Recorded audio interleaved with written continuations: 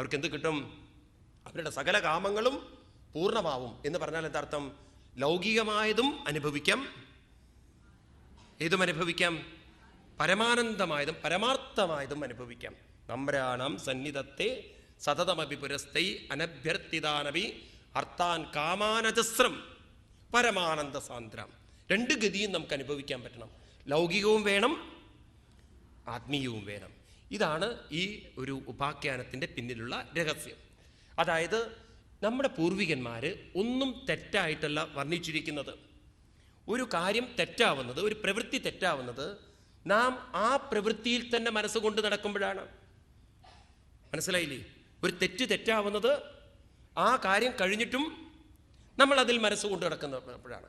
നമ്മുടെ മനസ്സിനെ നമുക്ക് ക്ഷമിച്ചുകൊണ്ട് പരിവർത്തനം വരുത്താൻ സാധിക്കുമ്പോഴാണ് നാം ആത്മീയമായി ഉയരുന്നത്. സാധാരണ ആളുകളുണ്ടല്ലോ, അതൊരു സ്വഭാവമായി തീരുകയാണ്. ഇപ്പോൾ ഒരാളോട് മിണ്ടില്ല എങ്കിൽ അവർ ജന്മാന്തരം മിണ്ടില്ല. അത് പാപമാണ്.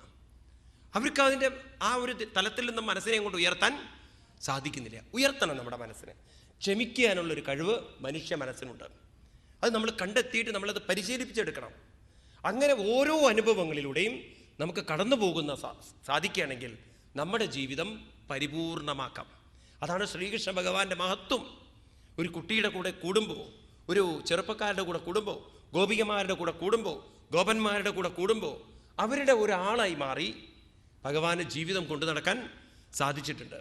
ശിശുപാലൻ തന്നെ പരസ്യമായി അപമാനിച്ചിട്ടും ആ ശിശുപാലനോട് ക്ഷമിക്കാനുള്ളൊരു കഴിവ് ആർക്കുണ്ടായിട്ടുണ്ട്? ശ്രീകൃഷ്ണ ഭഗവാൻ. ഇതൊക്കെ നമ്മൾ അഭ്യസിച്ചെടുക്കണം. ഈ കഴിവ് ശ്രീകൃഷ്ണനുണ്ടെങ്കിൽ ആർക്കുണ്ട്? അദ്ദേഹം ഒരു മനുഷ്യരൂപത്തിൽ വന്ന ആളാണ്. അപ്പം അവർക്കൊക്കെ ഉള്ള കഴിവ് നമ്മളിലും ഉണ്ടെന്ന് നമുക്ക് കാണിച്ചു തന്ന് നമ്മുടെ മനസ്സിനെയും നാം കൊണ്ടു നടക്കുന്ന ചെറിയ ചെറിയ പ്രശ്നങ്ങൾ അതിൽ നിന്നും നമ്മുടെ ശ്രദ്ധയെ മാറ്റിയെടുത്ത് പരിശുദ്ധീകരിച്ച് ക്രമേണ എവിടെ എത്തിക്കണം? ഭഗവാനിലേക്ക് എത്തിക്കണം. ഇതിനുള്ള ഒരു അഭ്യാസത്തിനുള്ള ഒരു സഹായിക്കുന്ന ഒരു ഭാഗമാണ് ഇവിടെ പരമശിവൻ മോഹിനി രൂപത്തിൻ്റെ പിന്നാലെ ഓടിച്ചെന്നത് പറയാണ്. അപ്പം നമ്മൾ ഓരോരുത്തരുണ്ടല്ലോ മോഹിനിയുടെ പിന്നാലെ ഓടുന്നവരാണ്. ഓടുന്നതിൽ തെറ്റില്ല. ഏതിലേക്കും കൂടി വരണം മനസ്സ്? ഭഗവാനിലേക്കും കൂടെ വരണം. എപ്പോ സീതാദേവി അടുത്തിരിക്കുന്ന ശ്രീരാമനെ വിട്ടുകൊണ്ട് മാനിലേക്ക് നോക്കുന്ന സമയത്ത് പറയുന്ന വാക്കുകളുണ്ട്.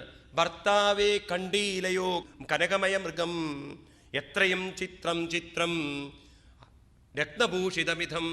എത്ര മനോഹരമായിരിക്കുന്നു ഈ മൃഗം എന്ന് പറഞ്ഞുകൊണ്ട് തൻ്റെ ശ്രദ്ധ ആ മൃഗത്തിലേക്ക് കൊണ്ടുവന്നപ്പോൾ ആരെ മറന്നുപോയി? രാമനെ മറന്നു. പിന്നെ ദേവി ഓരോരോ കാര്യങ്ങൾ അനുഭവിക്കുന്നു. പക്ഷെ ദേവി ദുഃഖിച്ചിരുന്നില്ല. രാവണന്റെ കസ്റ്റഡിയിലെത്തിയപ്പോൾ ദേവി പിന്നെ മാനിനെ ഓർത്ത് ജീവിക്കുകയല്ല ചെയ്യുന്നത്, കഴിഞ്ഞു പോയതിനെ ദുഃഖിച്ചോർത്തിരിക്കുകയല്ല ചെയ്യുന്നത്. തൻ്റെ മനസ്സ് മുഴുവൻ രാമനിലേക്ക് കൊണ്ടുവന്ന് ആ രാമനിലേക്ക് സീതയ്ക്ക് എത്തിച്ചേരാൻ സാധിച്ചു. ഇതുപോലെ നമ്മൾ ഓരോരുത്തരോരോ സീതമാരാണ്. രാമനിൽ നിന്നും ഉള്ളിൽ നിറഞ്ഞിരിക്കുന്ന അന്തരാത്മാവായിരിക്കുന്ന രാമനിൽ നിന്നും മനസ്സ് ഓരോ മൃഗങ്ങളിലേക്ക് വന്നിരിക്കുകയാണ്. അതിൽ മനസ്സ് വെച്ച് നമ്മൾ ജീവിക്കുന്ന സമയത്ത് നമ്മൾ രാവണൻ്റെ പിടിയിലേക്ക് പെട്ടുപോകുന്നു, അറിയുന്നില്ല. ഓരോരോ ദുഃഖങ്ങളുടെ അനുഭവങ്ങളിലേക്ക് പെട്ടുപോകുന്നു. ഇനി അതിൽ നിന്നും മനസ്സിനെ ആരിലേക്ക് കൊണ്ടുവരാനുള്ള കഴിവുണ്ട്. അപ്പോൾ ഇവിടുത്തെ ഈ കഥ നമ്മൾ ഓർമ്മിപ്പിക്കുന്നത് ഒരിക്കലും ദുഃഖിച്ചിരിക്കാൻ ആരെ അനുവദിക്കരുത്? മനസ്സിനെ അനുവദിക്കരുത്. ദുഃഖിച്ചിരിക്കാൻ കാരണം മനസ്സ് നിങ്ങൾ വെറുതെ വെക്കുന്നത് കൊണ്ടാണ്. ആ മനസ്സിനെ എന്ത് ചെയ്യണം? ഓരോരോ കാര്യങ്ങളിൽ എൻഗേജ്ഡ് ആക്കി. നമുക്ക് ഒരുപാട് കാര്യങ്ങൾ പഠിക്കാൻ പറ്റും, ഒരുപാട് സാധ്യതകളുണ്ട്. 90-ാമത്തെ വയസ്സിലും നിങ്ങൾക്ക് പഠിക്കാൻ പറ്റും. സോക്രട്ടീസ് എന്ന് പറയുന്ന ഒരു മഹാൻ, അദ്ദേഹത്തിന് വിഷം കൊടുക്കുന്ന സമയത്തും അദ്ദേഹം പുസ്തകം വായിച്ചുകൊണ്ടിരിക്കുകയായിരുന്നു എന്നാണ് പറഞ്ഞത്. അദ്ദേഹത്തിന് അങ്ങനെയാണ് കൊല്ലുന്നത്. അപ്പം മരിക്കുന്ന സമയത്തും നമുക്ക് പഠിക്കാൻ, ശ്രദ്ധ തിരിക്കാൻ സാധിക്കും. മനസ്സിലാവുന്നുണ്ടല്ലോ? ഇത് നമ്മൾ അഭ്യസിച്ചെടുക്കണം.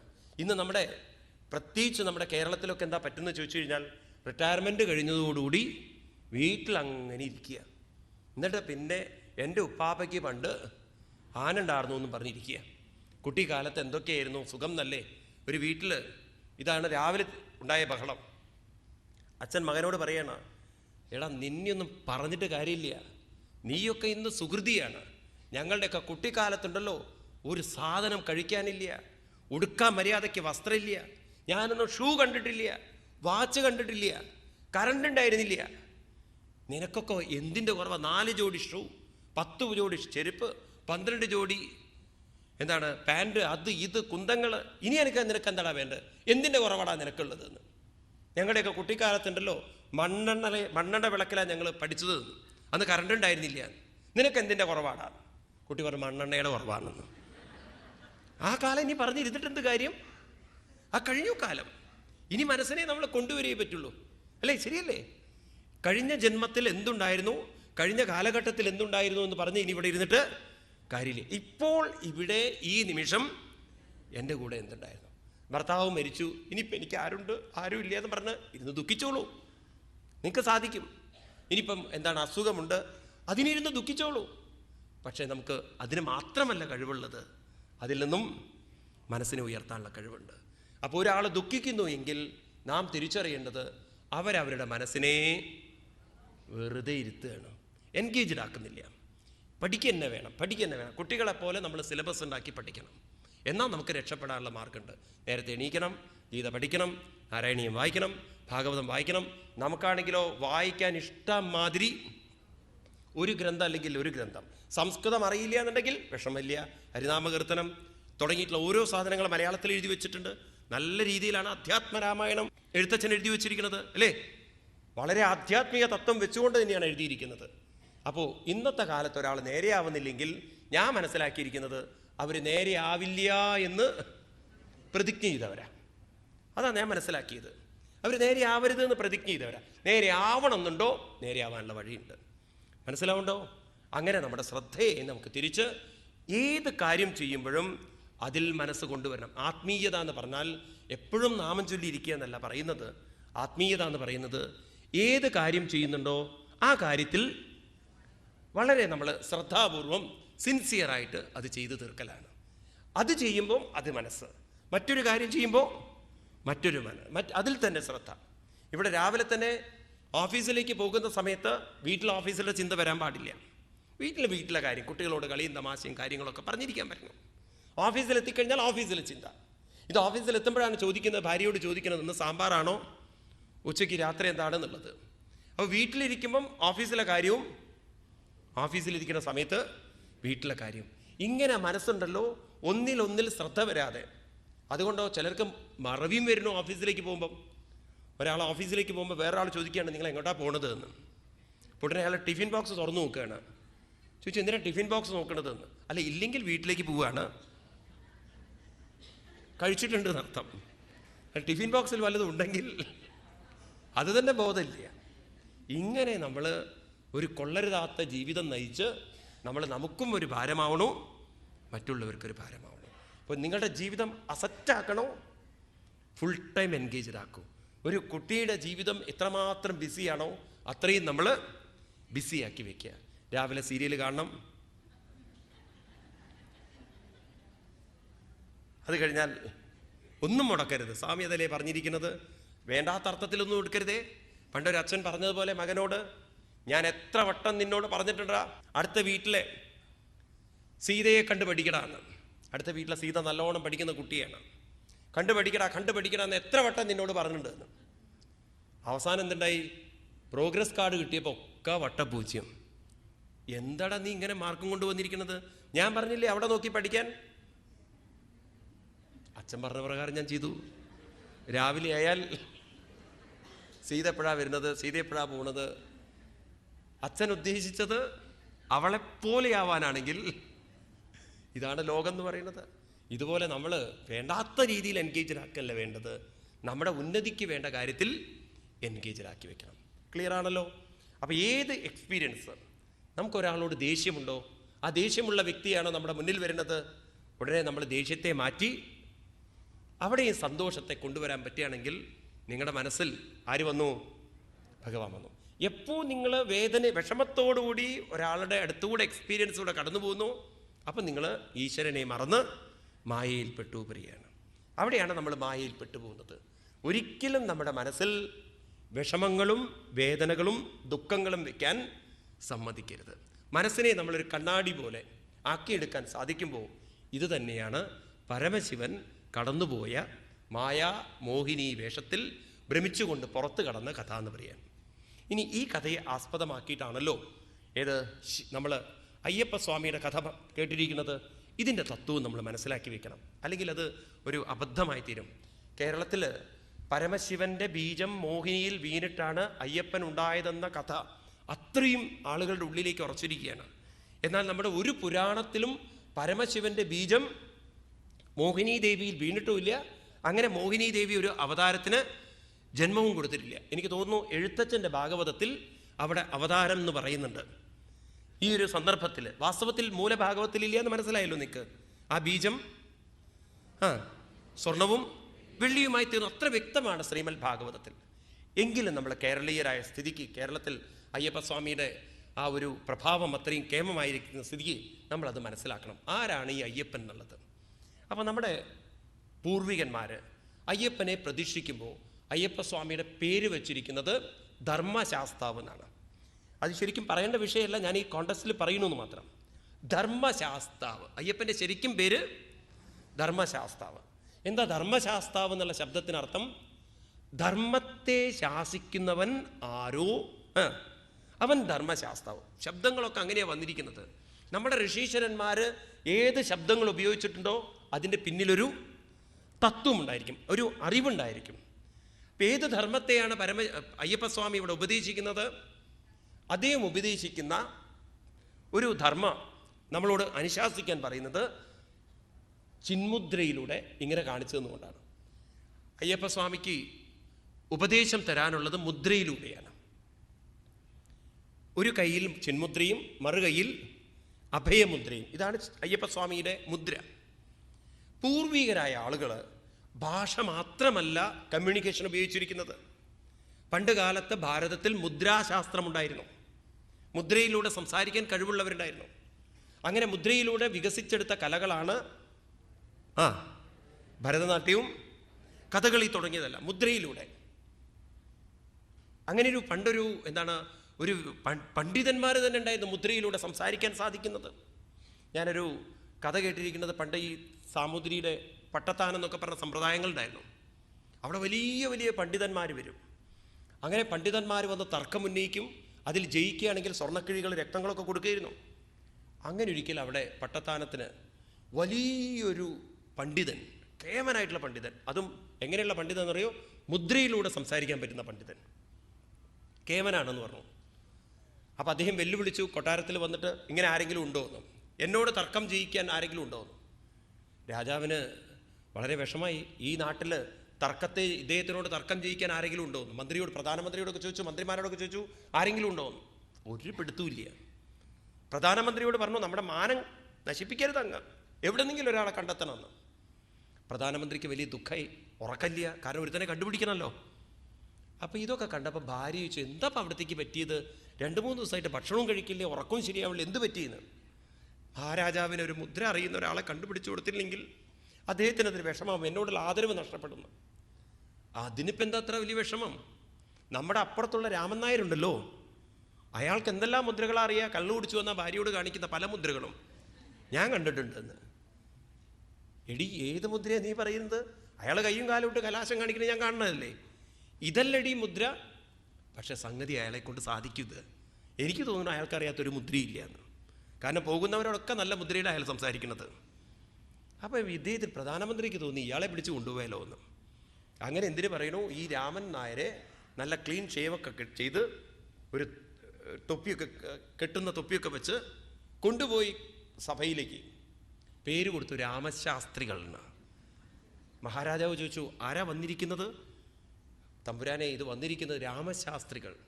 ഇദ്ദേഹത്തിന് മുദ്രയിലുള്ള പ്രാവീണ്യം പറഞ്ഞാൽ എനിക്ക് തന്നെ വിസ്തരിക്കാൻ വാക്കുകളില്ല, അത്രയും കേമനാണ്. മഹാരാജാവ് ചോദിച്ചു, എല്ലാം ഉണ്ടോ, അറിയോ, പാണ്ഡിത്യം ഉണ്ടോ എന്ന്.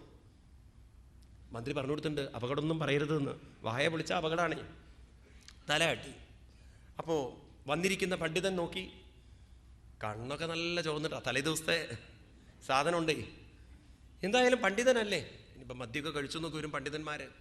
ഏതായാലും നമുക്ക് തുടങ്ങല്ലേ? തുടങ്ങാം. 2 പേരും 2 ഭാഗത്തിരുന്നു. ആദ്യം തന്നെ പരദേശി പണ്ഡിതൻ അയാൾ മുദ്ര തുടങ്ങി, ചെറിയ വിരൽ ഉയർത്തി എന്നാണ്. നമ്മുടെ രാമൻ നായർക്കുണ്ടോ വിഷമം? അയാൾ 2 വിരൽ അപ്പം തന്നെ ഉയർത്തി കാണിച്ചു കൊടുത്തു. ചിന്തിക്കാനൊന്നും അയാൾ പോയില്ല. അപ്പോൾ ഉടനെ ഈ പരദേശി പണ്ഡിതൻ വിചാരിച്ചു, ഇത്രയൊക്കെ അറിയോ ഇയാൾക്ക്? കേമൻ തന്നെയാണല്ലോ. ഉടനെ മൂന്നാമത്തെ വിരൽ ഉയർത്തി. രാമൻ നായർക്കുണ്ടോ വിഷമം? കൊടുത്തു നാലാമത്തെ വിരൽ. അപ്പം ഇയാൾ പറഞ്ഞു, ഭലേ ബേഷ് ബേഷ് ബേഷ്, ഗംഭീരാവുണ്ട്. മറ്റേ പണ്ഡിതൻ, പരദേശി പണ്ഡിതൻ അഞ്ചാമത്തെ വിരൽ ഉയർത്തി. അപ്പം ഇയാൾ നോക്കി, ഇനിയിപ്പോൾ എന്താ ഇയാൾ പറയാന്ന്. രാമൻ നായരുണ്ടോ വിടുന്നു, ഒരു വട്ടം വരച്ചു, എന്നിട്ട് ഒരൊറ്റ ഒന്നും കാണിച്ചു കൊടുത്തു. പരദേശി ബ്രാഹ്മണൻ പെട്ടുപോയി. പണ്ഡിതന് മനസ്സിലായില്ല ഈ വട്ടവും ഈ ഒന്ന് എന്താന്നുള്ളത്. ഉടനെ അദ്ദേഹം സാഷ്ടാംഗം നമസ്കരിച്ചു. അങ്ങയുടെ പാണ്ഡിത്യത്തിൻ്റെ മുന്നിൽ എൻ്റെ പാണ്ഡിത്യം ഒന്നുമില്ല എന്ന്. എന്നിട്ട് തൻ്റെ കഴുത്തിൽ കടന്ന മാല അങ്ങോട്ട് ഇട്ടു കൊടുത്തു. രാജാവ് അപ്പോഴേക്കും കിഴി കൊടുത്തു. രാജാവിനും അതിശയം, പ്രധാനമന്ത്രിക്കും കൊടുത്തൊരു മാല. കാരണം ഇങ്ങനെയൊരു പണ്ഡിതനെ കൊണ്ടുവന്നില്ലേ. പ്രധാനമന്ത്രിക്ക് വളരെ സന്തോഷമായി, രാമൻ നായർ കാര്യം രക്ഷപ്പെടുത്തിയെന്ന്. അങ്ങനെ രാജാവിന് വലിയ അതിശയം, എന്താ ഇവർ തമ്മിൽ സംസാരിച്ചത് എന്ന്. ആദ്യം ഈ പരദേശി ബ്രാഹ്മണനെ വിളിച്ചു, പണ്ഡിതനെ, എന്താ അങ്ങ് ഇദ്ദേഹമായിട്ട് സംസാരിച്ചതെന്ന്.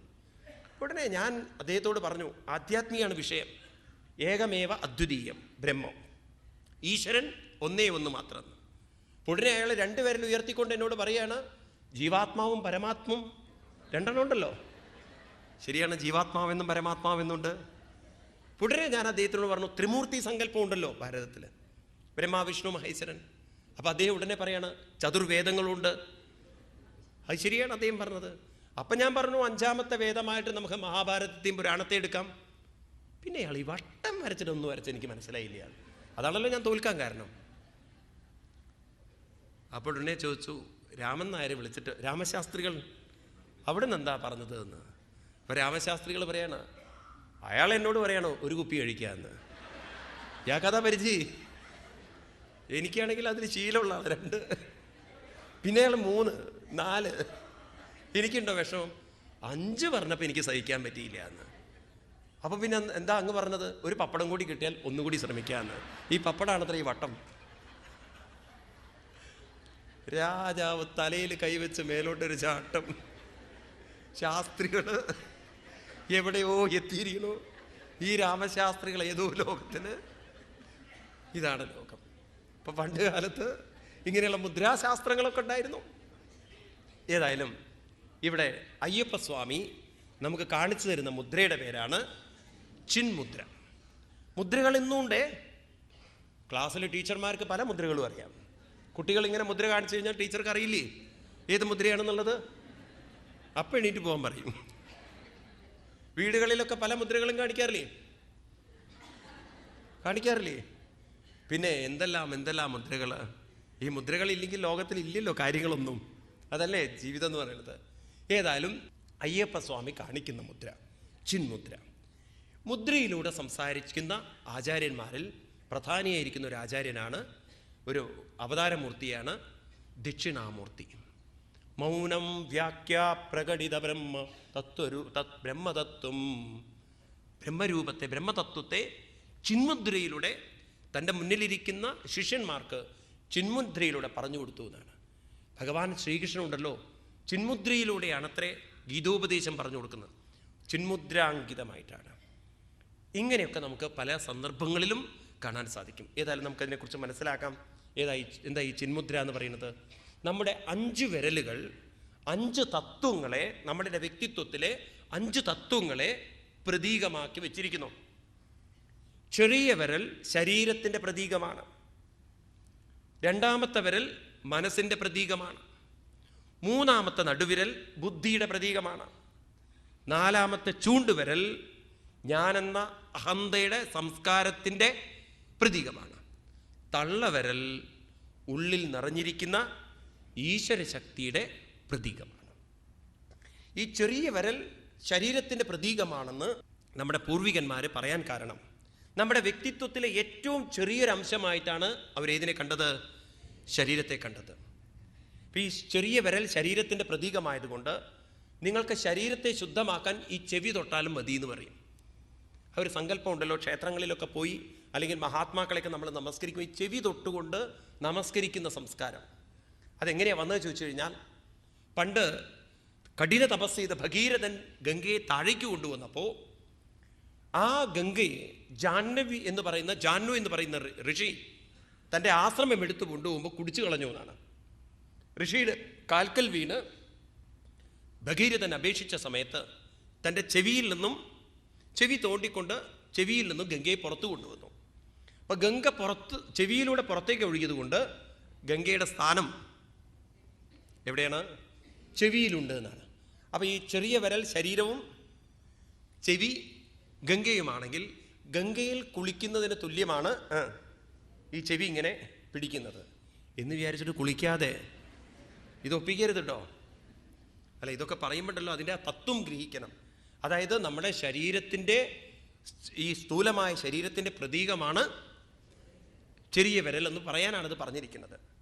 രണ്ടാമത്തെ വിരൽ മനസ്സിൻ്റെ പ്രതീകമാണ്. അതുകൊണ്ടാണ് മോതിരം ചാർത്തുന്നത് ഈ രണ്ടാമത്തെ വിരലിൽ. വിവാഹം എന്ന് പറയുന്നത് രണ്ട് മനസ്സുകൾ തമ്മിലുള്ള കൂട്ടിച്ചേർക്കലാണെങ്കിൽ അതിനെ ഒരു സംരക്ഷണ വലയത്തിലേക്ക് കൊണ്ടുവരുന്നതാണ് മോതിരം. അപ്പം മനസ്സിനെ സംരക്ഷിക്കുക. ഞാൻ നിന്റെ മനസ്സിനെയും സംരക്ഷിക്കാം, നീ എൻ്റെ മനസ്സിനെയും സംരക്ഷിക്കും. ഇതാണ് ആ മോതിരം കൈമാറുന്നതിൻ്റെ പ്രത്യേകത. അതുകൊണ്ട് രണ്ടാമത്തെ വിരൽ മനസ്സിൻ്റെ പ്രതീകമാണ്. കൈവിരലുകളിൽ ഏറ്റവും ഉയർന്നു നിൽക്കുന്നത് നടുവിരലാണ്. അത് ബുദ്ധിയുടെ പ്രതീകമാണ്. നമ്മുടെ വ്യക്തിത്വത്തിൽ ഏറ്റവും ഉന്നത സ്ഥാനത്ത് നിൽക്കുന്നത് ബുദ്ധിയാണ്. ചൂണ്ടുവിരൽ നല്ലോണം അറിയാം നമുക്ക്. ദേഷ്യമൊക്കെ വരുന്ന സമയത്ത് എങ്ങനെയാണോ ദേഷ്യപ്പെടുക? ശരിയാക്കി തരാമെന്നുള്ളത്. ദേഷ്യം വരുന്ന സമയത്ത് ചൂണ്ടുവിരൽ നിന്നെയൊക്കെ ശരിയാക്കിയിട്ടില്ലെങ്കിൽ പറയുന്നില്ലേ? ഈ ചൂണ്ടുവിരൽ അഹങ്കാരത്തിൻ്റെ, ഞാനെന്ന സംസ്കാരത്തിൻ്റെ പ്രതീകമാണ്. തള്ളവിരൽ ശക്തിയുടെ പ്രതീകമാണ്. ഈ 4 വിരലിനും ശക്തി കിട്ടണമെങ്കിൽ തള്ളവിരൽ വേണം. അതിന് വല്ല മുറിവും പറ്റിക്കഴിഞ്ഞാലല്ലോ ഒരു സാധനം നമുക്ക് എടുത്തു പൊക്കാനുള്ള ഒരു കോൺഫിഡൻസ് നമുക്കില്ലാത്തതുപോലെ തോന്നും. അപ്പം തള്ളവിരൽ ശക്തിയുടെ പ്രതീകമാണ്, സത്യത്തിൻ്റെ പ്രതീകമാണ്. ഇത് സത്യത്തിൻ്റെ പ്രതീകമായതുകൊണ്ടായിരിക്കാം പണ്ടുള്ളവർ ഡോക്യുമെൻറ്റിലൊക്കെ ഒപ്പിടാൻ തമ്പ് ഇംപ്രഷൻ കണ്ടെത്തിയിരിക്കുന്നത്. അതുപോലെ തന്നെ ശക്തിയുടെ പ്രതീകമായതുകൊണ്ട് ഏത് കാര്യവും നിങ്ങൾക്ക് ചെയ്യണമെങ്കിൽ, ആ കാര്യത്തിൽ നിങ്ങൾക്ക് ശക്തി കൊടുക്കണമെങ്കിൽ ഇത് വിരൽ വേണം, തള്ളവിരൽ. അതുകൊണ്ടാണല്ലോ പണ്ട് ഏകലവ്യൻ്റെ തള്ളവിരൽ തന്നെ മുറിച്ചു വാങ്ങിച്ചത് ഗുരുദക്ഷിണയായിട്ട്. ആ കഥ നമ്മൾ കേട്ടിട്ടുണ്ട്. ഇങ്ങനെ തള്ളവിരൽ സത്യത്തിൻ്റെയും ശക്തിയുടെയും പ്രതീകമാണ്. ഉപനിഷത്തിൽ പറയും, ഭഗവാൻ ഈ നമ്മുടെ മധ്യഹൃദയത്തിൽ ഏതുപോലെ ഇരിക്കുന്നു? അങ്കുഷ്ടമാത്ര പുരുഷ. ഈ വിരലിനെ വിളിക്കുന്നത് അങ്കുഷ്ടം എന്നാണ്. അങ്കുഷ്ടമാത്ര പുരുഷ എന്ന് പറഞ്ഞാൽ എന്താ അർത്ഥം? വളരെ ശ്രദ്ധിക്കുക പറയുന്നത്. നമ്മുടെ ഓരോരുത്തരുടെയും ഉള്ളിൽ ചൈതന്യം നിറഞ്ഞിരിക്കുന്നുവെങ്കിലും ഭഗവാന്റെ സാന്നിധ്യം എന്ന് പറയുന്നത് നമ്മുടെ ലങ്സുകളിലാണ്. എന്താ ലങ്സിലാണ് ഭഗവാന്റെ സാന്നിധ്യം എന്ന് പറയാൻ കാരണം അവിടേക്കാണ് ഈ ഓക്സിജൻ എത്തുന്ന സമയത്ത് അവിടെ ചൈതന്യത്തിൻ്റെ സാന്നിധ്യം ഉണ്ടെങ്കിൽ മാത്രമേ